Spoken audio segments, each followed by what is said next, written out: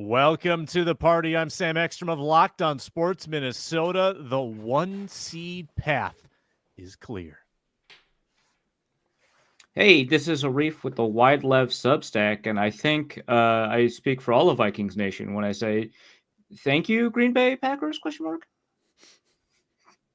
I'm Luke Braun of Locked On Vikings. Boy, this rebuilding year sure feels competitive. Luke Inman on X at Luke_Spinman. All we got to do is beat a bad Bears team on prime time television. What could go wrong? Locked On Sports Minnesota podcasts. It's endless Minnesota Vikings talk with the diverse voices of your local experts. It's time for the Minnesota Football Party. It's your guys hanging out talking next level Vikings football. So join in with Arif Hassan, Locked On Vikings Luke Braun, Superior Sports Talk's Luke Inman, and Vikings insider Sam Ekstrom, plus the biggest names in Minnesota football for the Minnesota Football Party. And it starts now.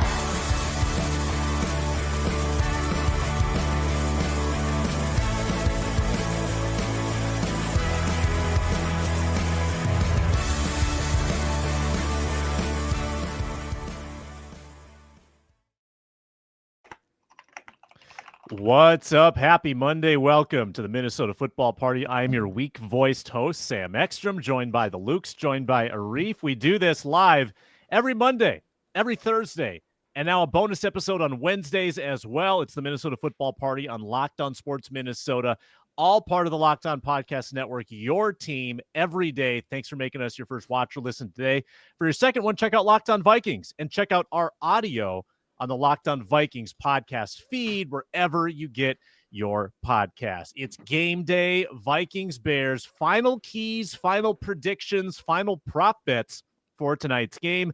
A thank you card to the Buffalo Bills. We thank you, and we don't know yet if we're thanking the Packers or not. It was a weird night for cheering, but the Vikings have clinched a playoff spot, so thank you, Packers, as Arif Hassan alluded to. We lay out the 1 seed path. Can the Vikings claim the 1 seed in the NFC? It's all coming up on the Minnesota Football Party, which is brought to you by Fanduel.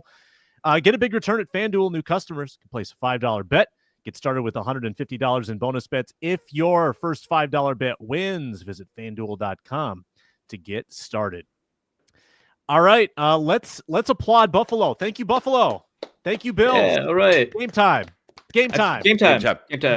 I feel like just generally speaking, Vikings fans, despite the 2018 game, have had an affinity for the Bills, right? Like 0-4, they're in the opposite conference. You don't got to worry about them.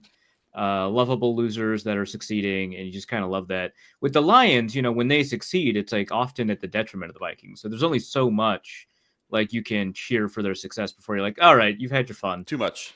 Too much. Enough said. Yeah, it's been far too much. The conference divide is big. Like, I feel like, look at other sports where there's a good Milwaukee team.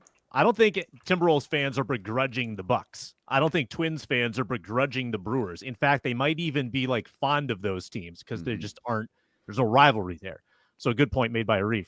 But they beat the Lions, and now, if I've calculated correctly, the Vikings are the 1 seed if they win out, and that comes down to strength of victory over Philadelphia.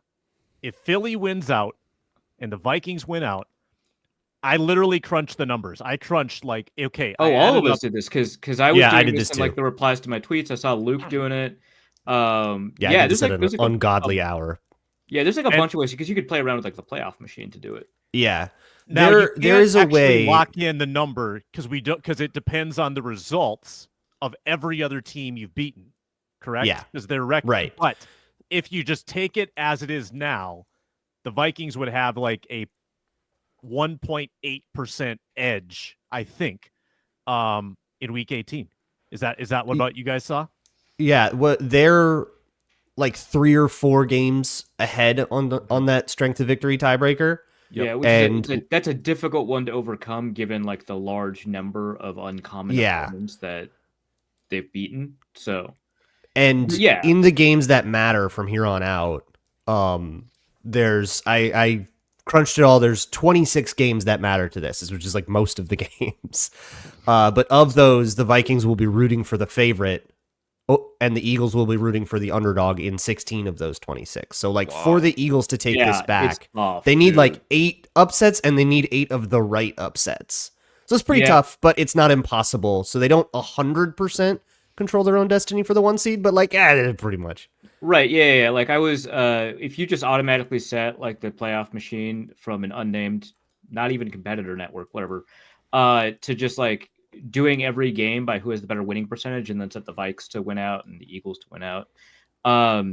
It takes a lot of like games to toggle. Like Luke said, it takes like 16 or so games to toggle before and like I was like, yeah, the Texans are gonna lose, I guess. Sure, do that a couple of times. You know, have like the, Atlanta to lose out, Rams win out, and all those, and then you need like a couple more. Yeah, well, like you need like 2 or 3 sets of teams that the Vikings have beaten to lose out, and then on top of that, you need 2 or 3 sets of teams that the Eagles have beaten to win out.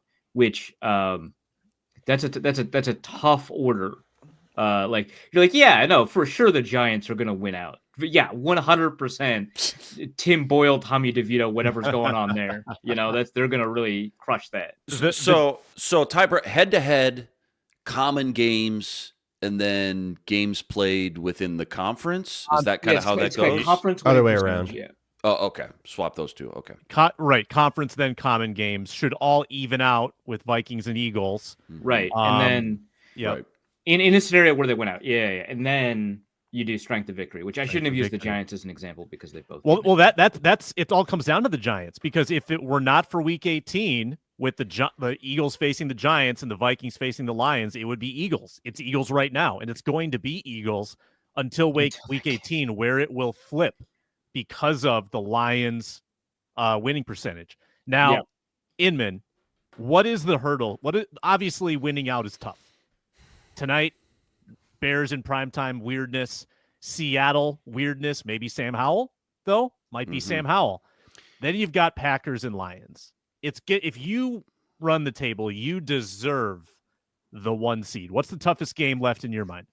There's just, I think it's the consistency week in and week out. Like, there's no room for error here. And don't get me wrong, like they've beaten good quality opponents along the way, but you look at this last 6-game winning streak, there's no more Jaguars. There's no more Colts with Joe Flacco at home or Titans teams. Even the Falcons and the Cardinals, I mean, those are good teams. They're not like cream of the crop teams by any means. So you got the division game tonight, obviously, primetime. You got to travel to Seattle, which I know Green Bay stomped them last night, but that's always just a tough place to play. 24 hours ago, they were the best team in the West. Maybe get Sam Howell, to your point. That would help for sure. But Packers are playing some of the best football out there, and then Detroit's Detroit. So I just think it's the quality of opponents ramping up to a point the Vikings really haven't seen week in and week out consistently this year. So it just feels like this kind of gauntlet right now on paper, but when there's no wiggle room whatsoever, you can't not show up for a week too. So that for sure is obviously the A topic. When I think about just the Vikings specifically, what is the biggest hurdle?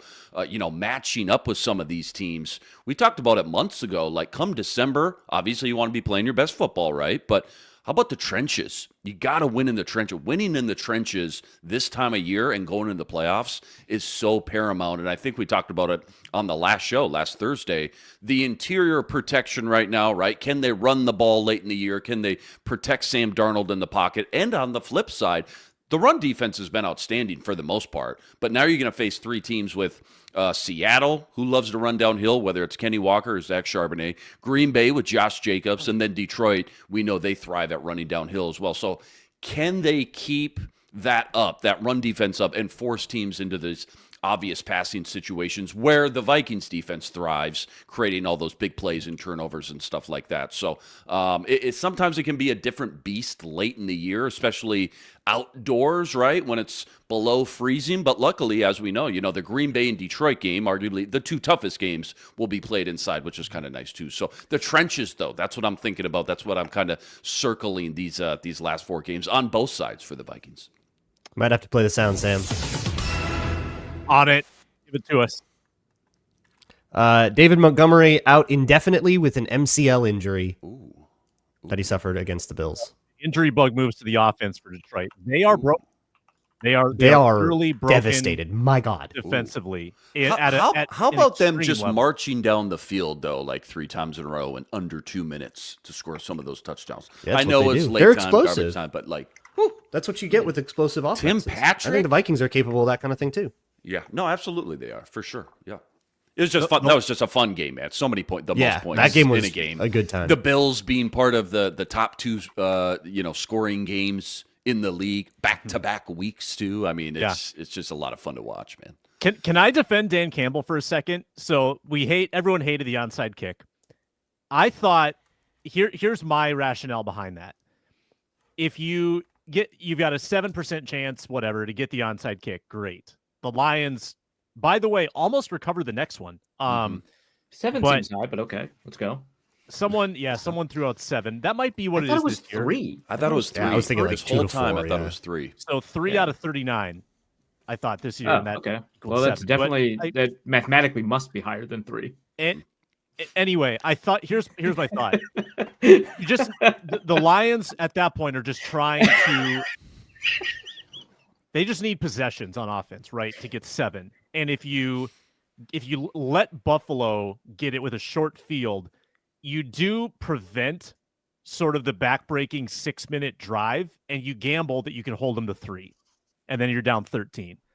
I kind of understood that. Now, Campbell didn't go with that. He didn't go with that as his rationale. He just had a gut feeling. It's a time thing, right? Time is there's no way he's making that decision with that logic. He's just kind of feeling it. No, but That's time how he is your always does biggest it. enemy. Yeah. One of the biggest things is like, okay, whether we give up 3 points now, okay, it's a shorter field, or they sit here and chew up 5-6 minutes. That's It's like fouling when you're down in basketball, kind of. yeah. Where it's like, this is like really EPA negative, but it's like our only path is if they like screw up and kick. I've made this point before. Dan Campbell is aggressive on 4th downs, not because the numbers tell him it's a good idea. Certainly, I think it helps that the numbers tell him it's a good idea. I think that it gives him a little bit more confidence, but that's not the primary motivating factor. Dan Campbell's whole deal is that he wants to kick your ass. And if you can run it on 4th and 1, that's the definition of doing that. He wants to keep doing that. He does it all the time. And like, that's what motivates his team. And I don't see why not like getting an additional possession doesn't fit within those parameters. He's not an analytics coach. He's a coach that happens to coach in a way that often, not always, accords with analytics. In fact, he's even more aggressive on 4th down than all the numbers nerds tell you that you need to be. Just because he likes going for it because he wants to win. And he's got a great offense and great offensive line and 4th and short and a great OC too. Like it kind of all the stars have aligned for him. And that's why he's converted so many of them too. Yeah, I mean, he's getting like a positive feedback like when he does this, not like from media, but like from winning, which is a pretty great way to get your feedback. Yeah, you want to talk about the hardest thing the Vikings have to do, like in this last round, it's still beating the Lions. They can get up as banged up as they want. As long as they have that O-line, Jahmyr Gibbs and Jared Goff playing the way he's playing, it's going to be the Lions. Amon-Ra, it is going to be tough. Looks like their Carlton very own Davis Jordan is Addison. out with a broken Brock jaw. Wright, not Laporta, Brock Wright. Yeah. True. Cook. True. I think the Packers at home is going to be brutally hard. I think that the Packers are they're playing lights out right now. It's playing Toyotathon awesome. Packers. When does that end? Is that like Christmas? It's like, no. It's like in January. Oh, okay. So into the playoffs. I think Seattle with Sam Howell. Oh, January is a very 2nd. different beast. January 2nd. January 2nd. So what's the that deal? would Anything on Geno? Just to your point here, transitioning to Seattle. Seattle. Well, the report is that he's structurally okay. I don't know what that means. That's like day of diagnosis. I think we'll know more in the next 3 days. I guess it'd be surprising to me if he was able to play, but hey, in this time of year, late in the season, need to win, might just brace him up and let him go. But if it's Howell, it changes the whole equation. I mean, the Vikings probably go. I would guess, let's say the Vikings win tonight. I would guess it's like almost a pick 'em if Geno plays, and if Howell plays, Vikings are favored by 3.5, 4. Thoughts? I just had a weird question, weird thought. If the Packers win out, because they play the Vikings and Lions, The Packers.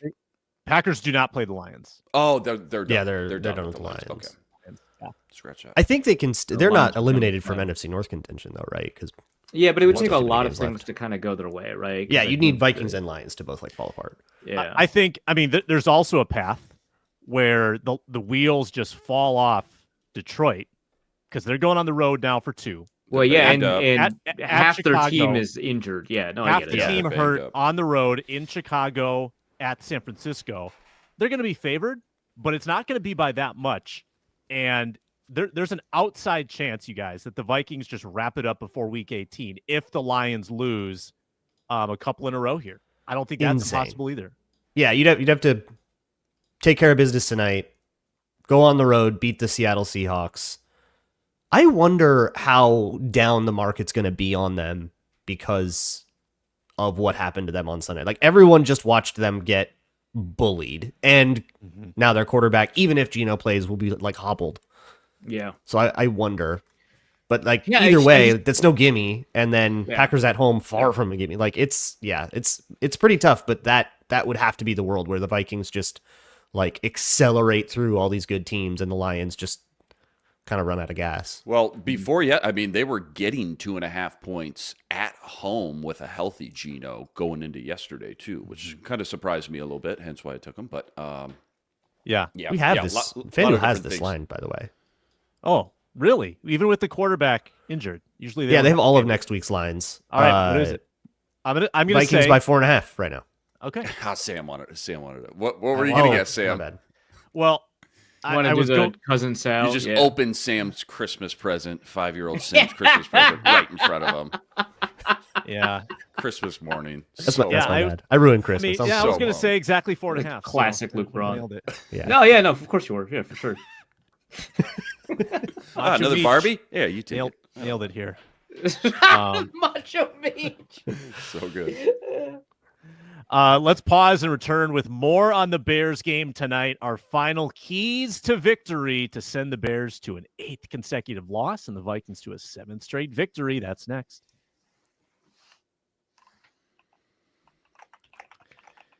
This episode is brought to you by BetterHelp.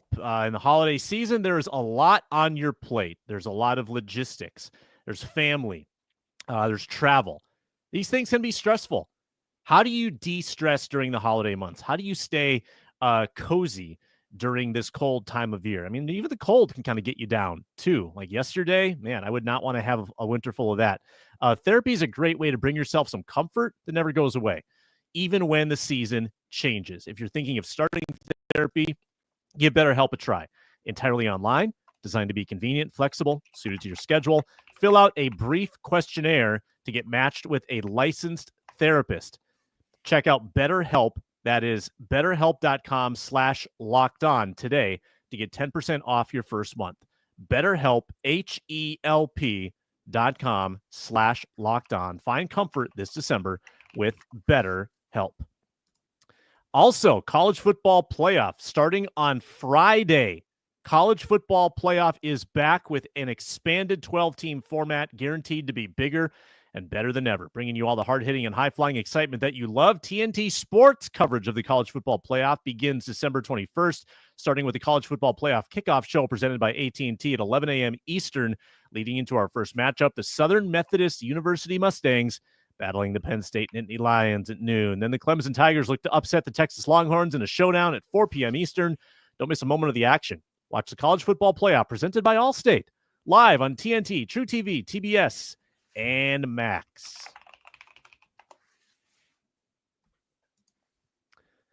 Welcome back, Minnesota Football Party, part of a great lineup here at Locked On Sports Minnesota. Please subscribe. We would appreciate that. All right, Vikings Bears tonight, 7 o'clock, ABC. We'll have the postcast right afterward with Luke Braun, Luke Inman, Ron Johnson, myself, breaking down the game. Arif, give me a key to victory. Final, specific key to how the Vikings get the job done tonight. It's not that specific. Sorry. Finish. Obviously, so the Vikings didn't get a ton of pressure, something like 20+%, not like in the 30+ range that you need to be the last time they played.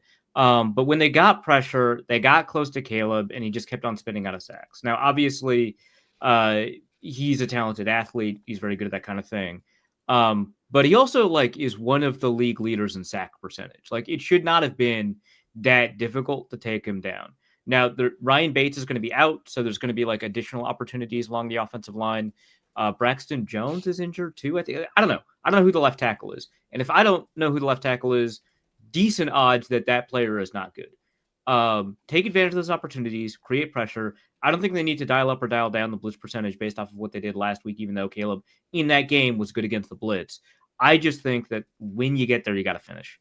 Like taking him down a couple of times, setting them up for third and longs, or doing it on third down and crafting punts instead of allowing field goals or whatever. Finish. Yeah, and they've had some good practice too. For a while, it was like pure pocket, old school, like Aaron Rodgers and Joe Flacco's and Mac Jones one week. But lately, they had Caleb not long ago, right? I'm sure they learned a few things in the film room. They had Kyler a couple weeks ago as well. I'm sure they learned some things. So just putting that stuff on tape, right? I mean, it's one thing, to struggle, but obviously there's still a lot of time here to make adjustments, and I'm sure B-Flow is going to be a little bit more prepared. Have his guys a little bit more prepared for that kind of stuff. I'm with you, though. Like, they got to finish. I think stopping the run first to get there. I think I said it last week. DeAndre Swift has, like, less than 40 yards in his last 3 games, too. Sam, you pointed out the Bears offense had, 4 yards of offense in the first half versus the Niners? So it just feels like the offense is broke.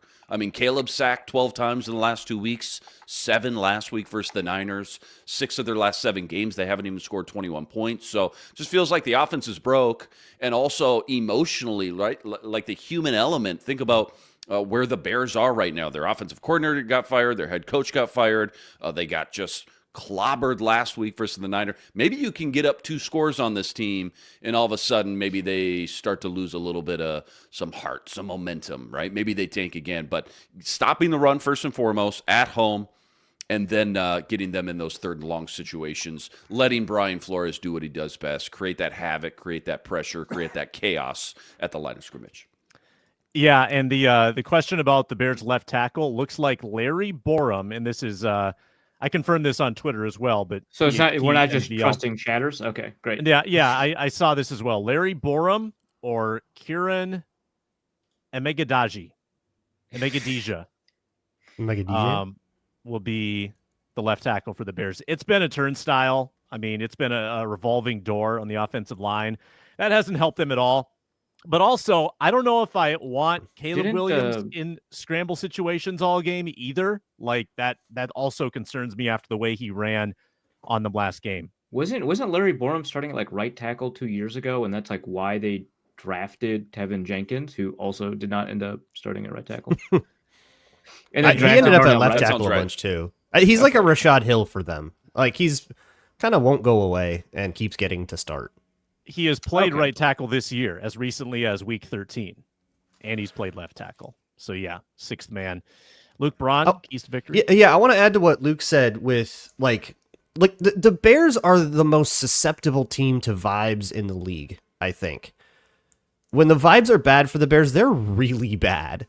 And it leaks onto the field in a way that I don't think is true for the other 31. I kind of feel like a key to this, you come out like 14, just go like get the ball, score, stop them, score. The Bears just got mathematically eliminated. The Vikings just clinched. That all happened on Sunday. I feel like the vibes can completely avalanche the second you get like a good burst of scoring. Mm-hmm. The Vikings right now are minus 120 to win the first quarter. Win the first quarter. Go come out hot and stomp on them in prime time and get them thinking, woe is me. Now my wife and my girlfriend get to see me get killed. Dude, polar opposite vibes too. Like the Bears have terrible vibes. The Vikes are on cloud 9, man. They just beat Kirk Cousins in Atlanta. The way they did, they just had their best game top to bottom, all 3 phases of the season too. And you know, Vegas agrees, right? 7 points. I don't know if it's moved at all, but 7-point favorite. Vegas thinks this will be more like the first half of the first time around in Soldier than the second half. That's what that tells me. 7-point favorites, but yeah, I mean 7, but it's at minus 120. So the market has bet Bears plus 7 a lot, but not enough to move the line. Okay. So it may creep down to 6.5 by the time kickoff. I just feel I like think it probably would have already. When Vikings vibes are bad, you're like, oh man, we need a new quarterback. This sucks. And when Bears vibes are bad, they release letters explaining that actually they weren't raided by the FBI. Right?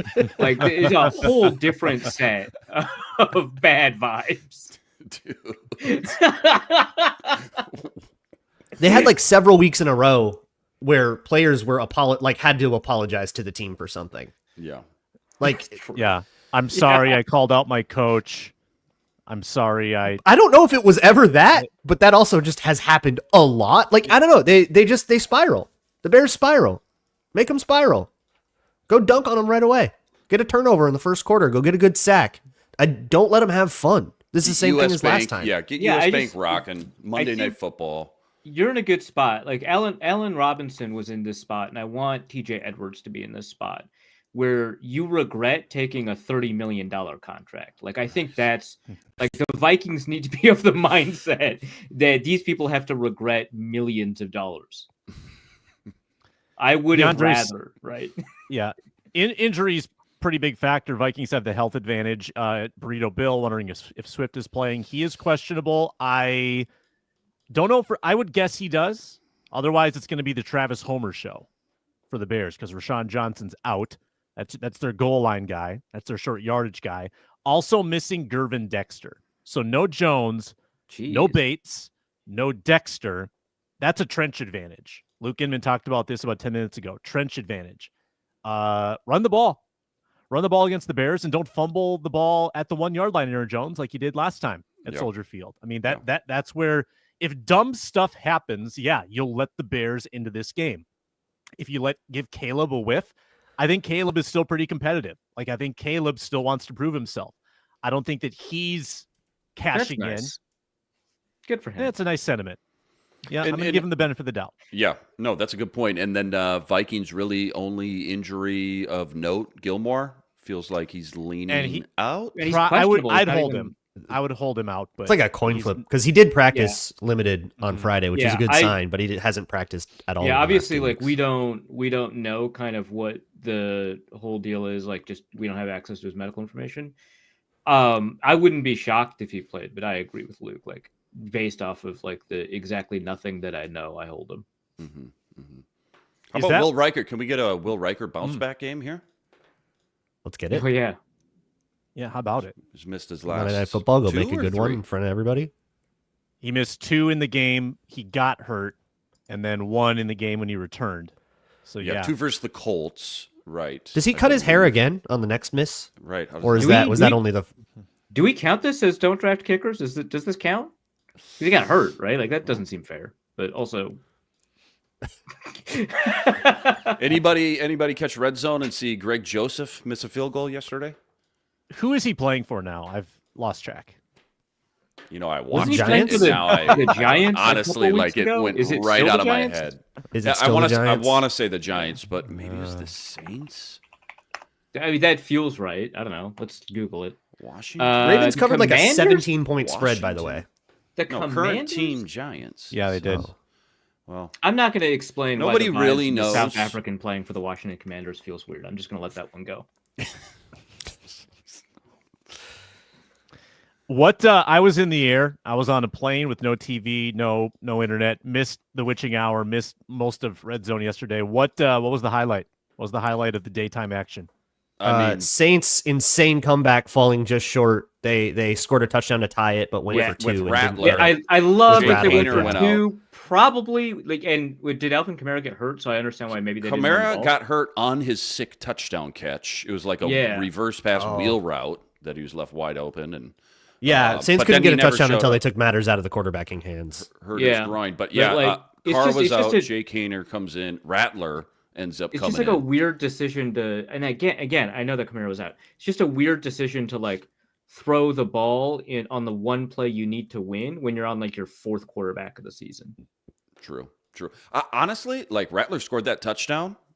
I don't even think he asked the coach. He just threw up the 2. Like, we're going for 2. This is my team now. Never mind, Like, I'm back this is on board. This Yeah, let is him my throw the team ball. now. Like, there was no discussion. Awesome. Like he before the ref even put the touchdown signal up, they went back and pan back over to Rattler. He's got the 2. He's like, I'm not coming off the field, dude. So let's go. Figure it out. What do you want to call? High school Rattler is back. Let's go, baby. Dude, it was kind of a boss move. Obviously, you wish they would have won. But no, Bills Lions, man, that was definitely the game. Steelers Eagles didn't really turn out to be much. Steelers without the deep play threat of did you Pickens. catch Steelers Eagles? Is that something you were keeping track of? Yeah, did you catch that one? What? There was a game in Pennsylvania.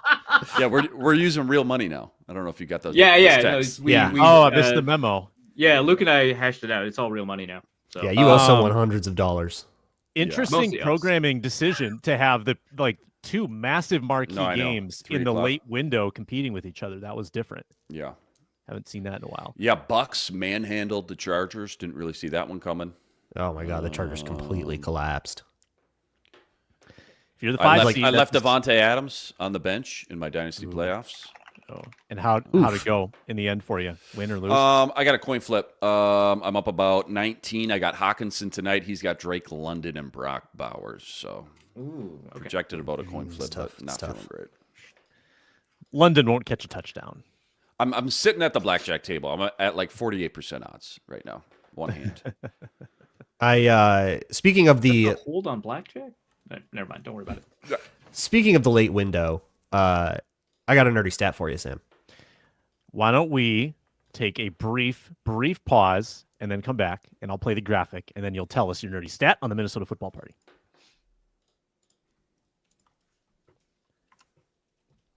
Brought to you today by Fanduel on the Minnesota Football Party. Tackle the NFL action at America's #1 sportsbook. New customers can bet $5, get $150 in bonus bets if that $5 bet wins. You can hammer the Vikings money line tonight if you want. All they need to do is win.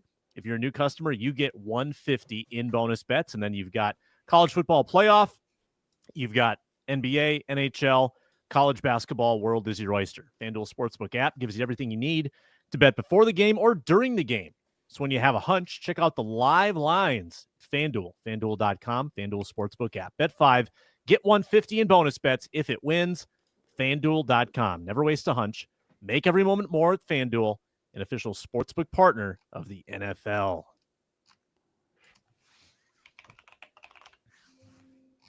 Three, two. Analytics fans rejoice. It's time to get educated Whoa, you're blowing my mind right now. with the nerdy stat of the day.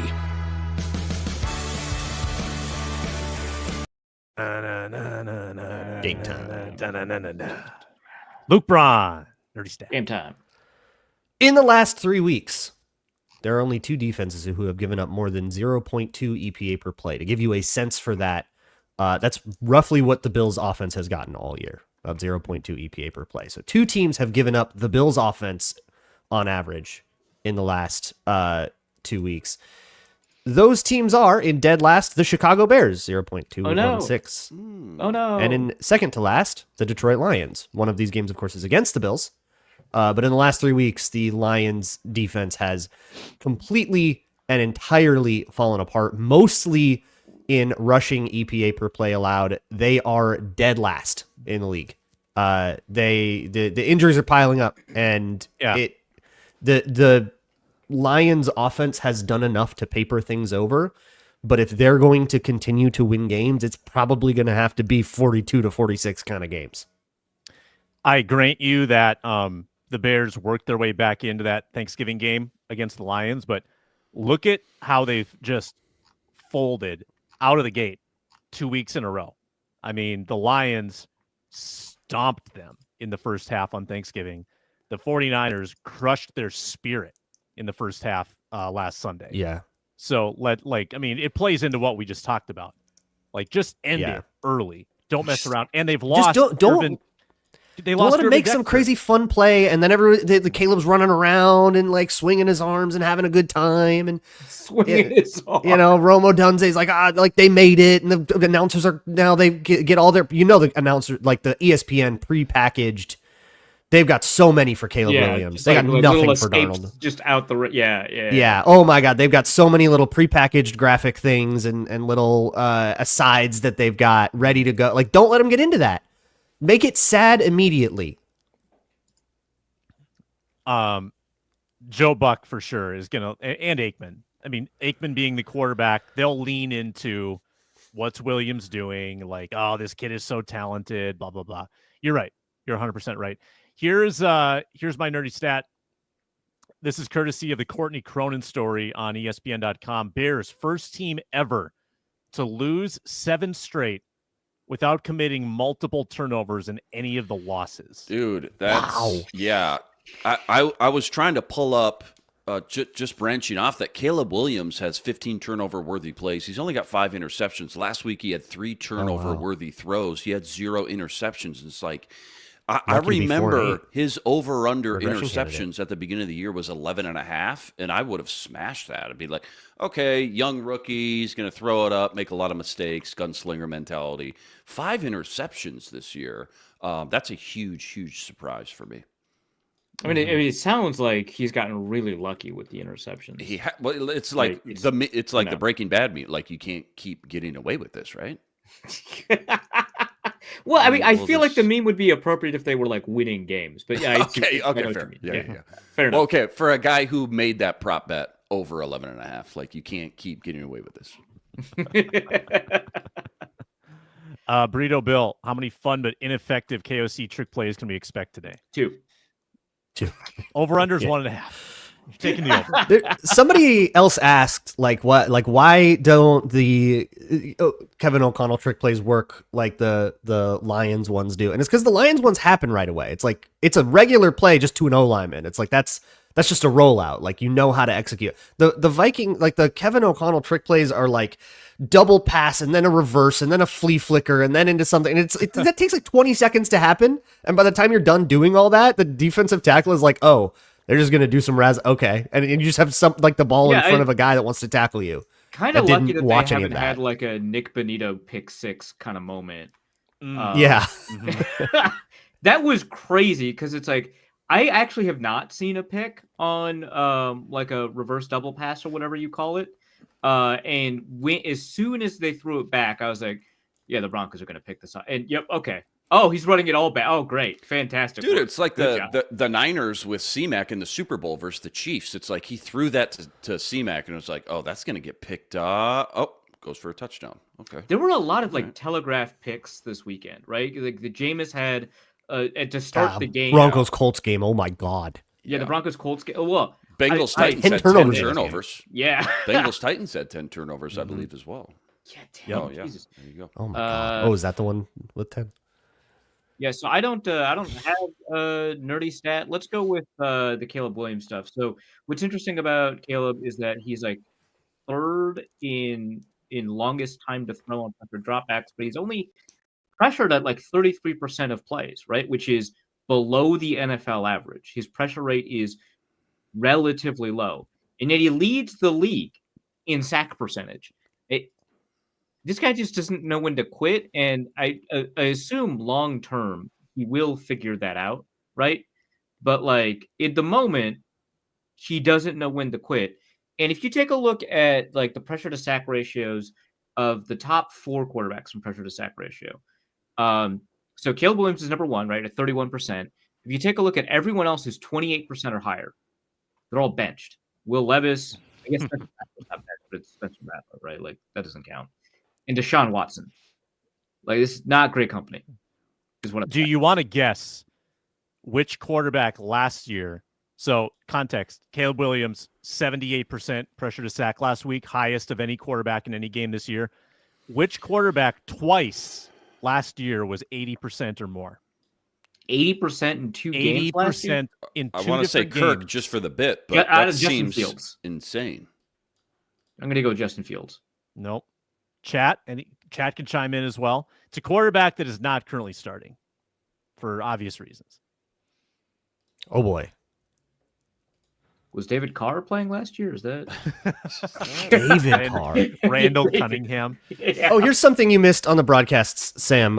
During the Eagles-Steelers game, which did happen, Tom Brady was like, their kicker Akers is struggling. Like, he brought out David Akers instead of Jake Elliott. Like, oh no. Oh my. Wow. I heard I had Super that Bowl game 2004. on like my secondary mic, so I didn't have the sound on, but I saw all kinds of complaints about Brady's commentary, which there's a lot of them generally, but it feels like over the past couple of weeks, people have been like acclimated to it, or they're like, well, he's gotten a little bit better. But this game, people hated Tom Brady's commentary, which fine. I mean, he's a nepo is it baby Danny for that Dimes? role. Danny Correct Dimes. answer, courtesy of Kit Fisto's dental Desmond. plan. Desmond Oh, it is Ritter. Desmond. Okay, Kid great. Fisto's dental Desmond plan. Ritter. That's a great. Does Kid Fisto have teeth? It's like an aquatic. Don't worry about it. Well, in the profile picture for Kid Fisto's dental plan, we see teeth. So I guess that Yeah. answers that question. Audio listeners, you'll just have to use your imagination. Don't worry about great teeth. Maybe the dental Right, plan is good outstanding. dental plan. Right, Yeah. Top notch. you gotta contact the Jedi Temple about those plans.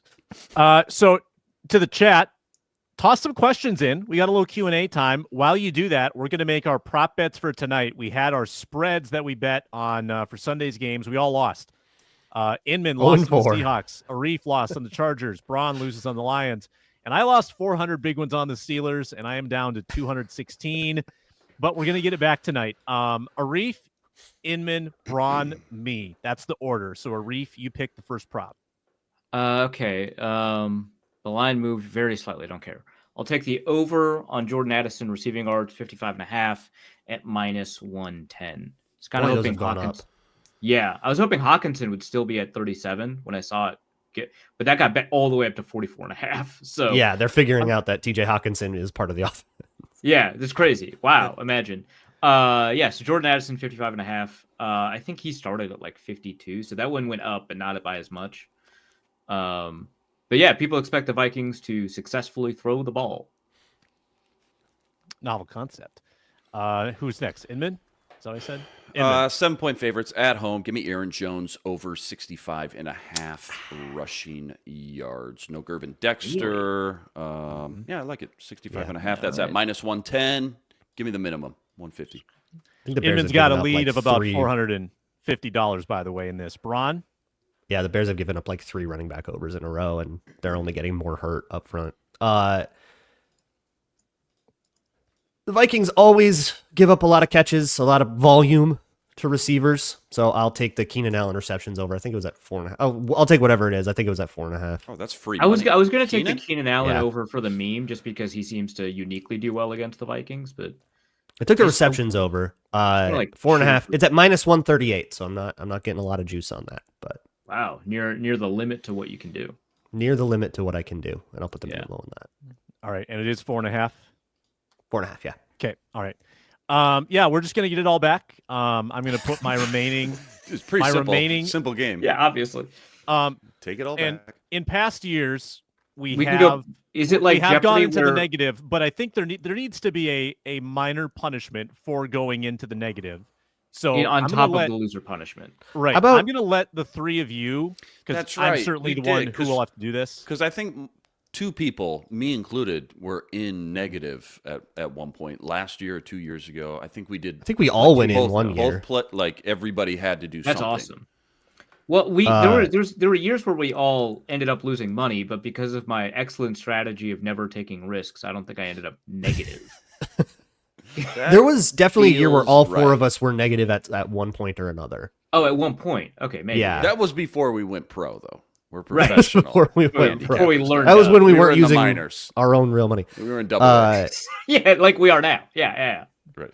I'm not going How to about- play. I'm not going to need to play this card, but in the off chance, if I go negative next week, I think the three of you should The put your off heads chance? together on what I'll have to do.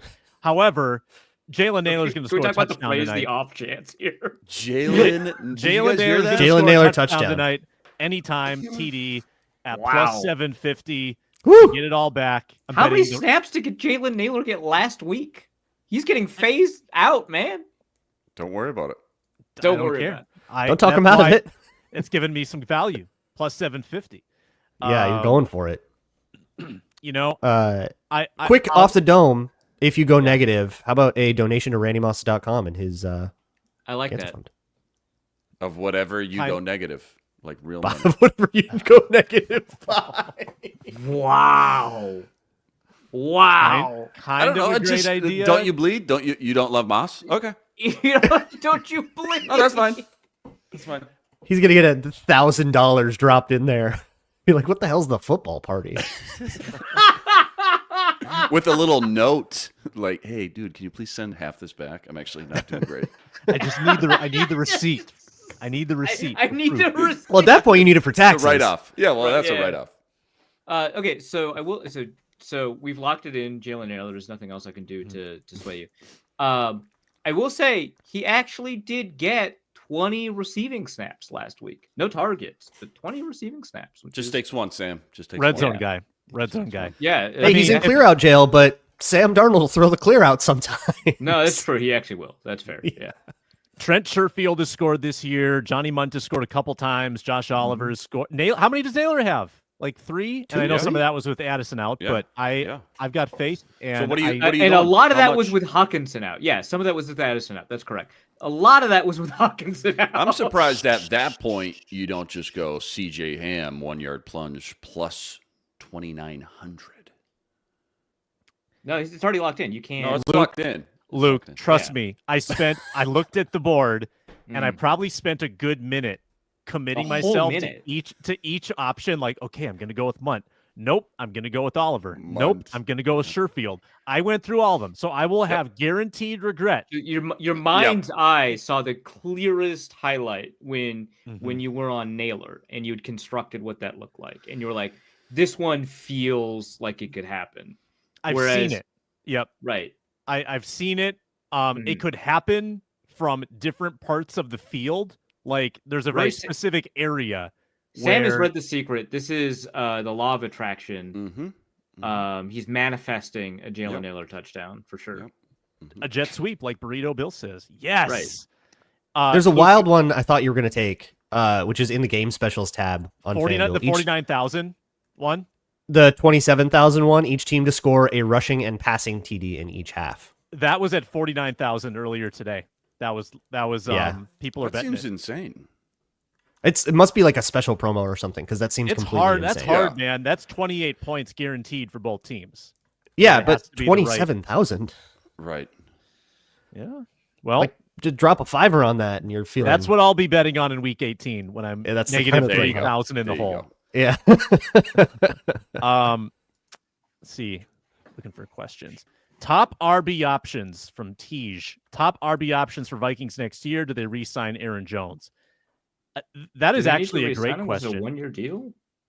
Another 1-year deal, maybe. Yeah. Might want. Yeah, they probably don't want to roll into the draft with like Ty Chandler and a dream on the roster.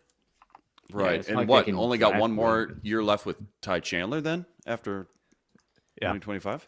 What was Yeah. it? 22. Yeah. So One more he- year he's with only one Chandler. Contract year. Yep. It's a great class for running backs. Yeah, I'll just- just say that. Yeah. Just- like just they'll probably just draft someone, but you eliminate- don't want the room to like need it. Just that bad. eliminate the void on Aaron Jones' contract. It's easy. Done. Simple. Oh yeah. Yeah. Yeah. So an extension is like functionally discounted, right? Yep. If you lose Aaron Jones, you could extend an offer to Najee Harris. That's probably going to be a little pricey. AJ Dillon, No. Nick Chubb. 1 year Nick Chubb? No. He just broke his foot. What Chubb Again. did? Oh, Yeah. Yeah. Yeah. Yeah. This is like Chubb's 4th significant injury. Yeah. He's cheap. Given He'll be his cheap. like production, he's really cheap. I mean, I don't know, Jim. Nick Chubb is probably the best running back since Adrian Peterson at recovering from injury. I will give him that. It is astounding what he's I thought done. Cam He's a Akers. freak. I would have said Cam Akers, but maybe that works too. Well, okay. Cam Akers is Chubb was incredible. averaging over 5 yards a carry after his like 2nd significant injury. Cam Akers was averaging 3.8. No, I'm just being devil's advocate. But what do you think about Rico Dowdle? If he's available, yeah. I didn't know he was hitting free agency that Is he quickly. a free I agent? mean, you pick him up and then go draft a guy on day 3 again. Sure. Yeah. If It's they a loaded have the class. picks to It's do a that. loaded It's, class. yeah, They- there's, they will there's draft a you lot of right. different ways to go about it, but I They think don't you have want a a lot of free agent picks. and a rookie. Yeah. they Whoever don't have those a lot guys of are, picks. or whoever, but I think you want a free agent and a rookie to join that, and that free agent can be Aaron Jones. Yeah, exactly. Because again, he'll come at a discount relative Yeah. to your cap expectations because there's a void in the contract. What do they got? A 1, a 3, 2 5s? Probably. 3 being the anticipated comp pick. Right. Yeah, So unless something one of funky those happens 2 with KJ 5s. Osborne that we don't understand about the formula, but that Yeah. our understanding is that won't happen. Right. Yeah. Will Daniel Jones be on And- the roster week 18? If Week the 18? game doesn't matter, yes. No, If it does they're matter, no. Oh, because so of, like the comp pick thing, they might do that Yeah. anyways. Just put him Yes. on the 53 so that he Yes. counts for a compensatory pick. Exactly. Yeah. If they don't do that, then it is truly just their idea is, hey, let's just like consider this guy as the bridge or not, and that's literally all this was for. And they weren't doing any comp pick tomfoolery, but I kind of feel like it's worth it. Like Brett Rapine, you can be on the practice squad for a week. It's cool. Keenan Allen career stats against the Vikings from Burrito Bill. I have it right here. Now it's only 5 games, but it's 631 yards for an average of 126 yards per game. That is second most. Second A most. third of that came in the one last year. Okay. Right. Yeah. No, I understand, but still, my eyes bugged out. Like that's crazy. Yeah. Dude. Is the second most a guy who had one game against the Vikings, like a Tajay Sharp, 180 yard, whatever? No, I'm speaking of Allen Oh my against God. every team in the league. So the number 1 is the Lions. He's got 128 yards per game against the Lions in his career. He just victimizes the NFC North. That's the cool. NFC North. Yeah. But is that just like a So that's why the Bears got him. Do you think that's analytics for them? Do you think that that's what went into their That's what analytics the cylinder? cylinder produces. Yeah, for sure. Actually, so okay, Sam, do you know what I'm talking about? The cylinder, the analytics cylinder. I do. Yeah. Great, that's enough for me. So when I tweeted out the they got rid of Velus Jones, right? And like their top like analytics, their top A score for players in that draft was Velus Jones, followed by like Justin Fields and whatever, right? And like, somebody else who's also not on the team. Chase Claypool, who they acquired in a trade, right? Oh, right. Yep. Second round Yeah, pick. Yeah. great. So so the top 3 A scores were Justin Fields, Chase Claypool, and Velus Jones. And obviously A didn't stand for age, right? But Velus Jones was like 26 or something when he was drafted. Yeah. But I tweeted that out again after the final boss, Velus Jones, was cut. And I got feedback from somebody who was like, okay, it wasn't fair that they included the analytics cylinder in the video. And I was like, what do you mean? It's in the presentation. It's in the video. Like, why is it unfair? I guess they were showing that one to children to explain how they made decisions. And for whatever reason, the promo team cut that into the video about how they do the draft. What? Dude, I didn't know that. That rules, man. That's By the way, you can't hilarious. find that video. They took that video down. They wiped it. Yeah. People were accusing me of faking the screenshot That's from the video because they amazing. couldn't find the video, and I was like, I don't know what to tell you, man. That video went in the folder along with you got to have a fall guy. Gotta have a fall guy. Oh man. Yeah.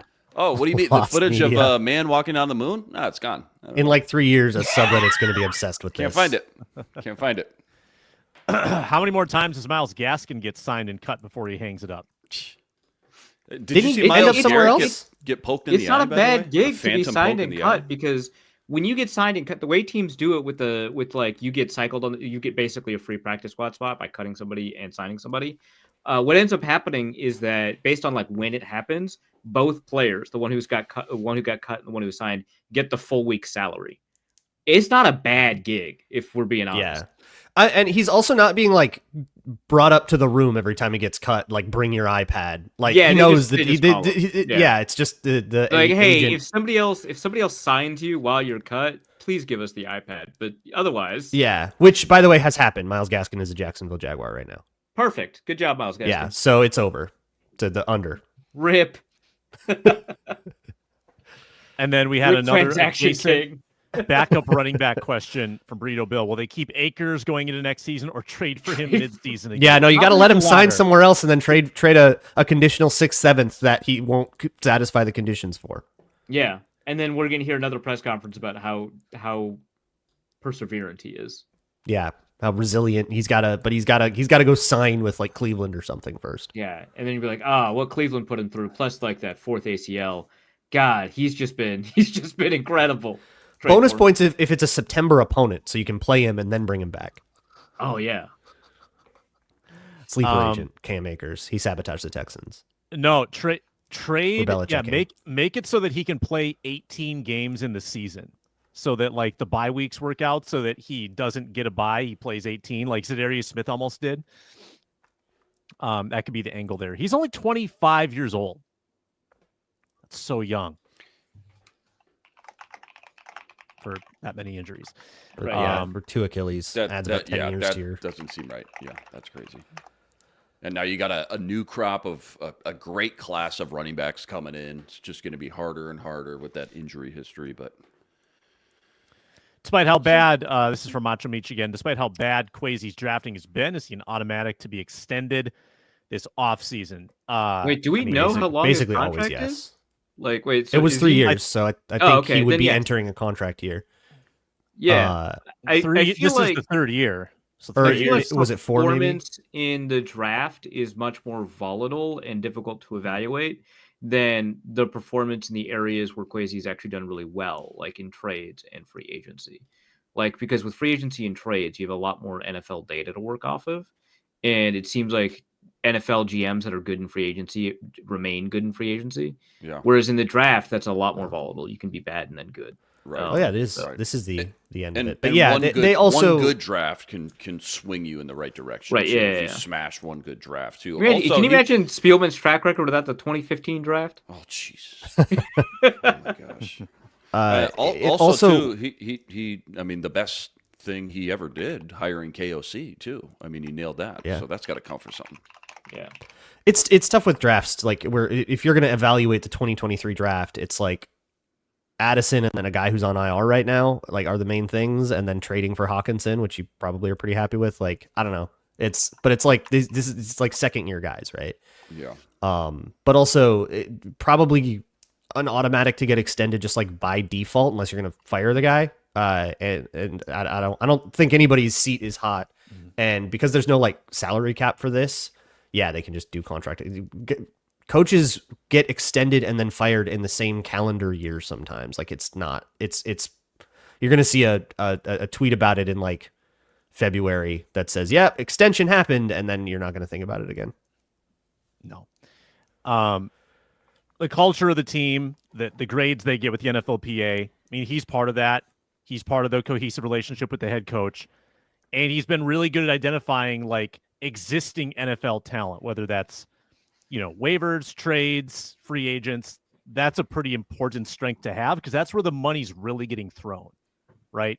You're not throwing big money at the draft picks. You're throwing money at the free agents. Last one, QB backup options besides Daniel Jones.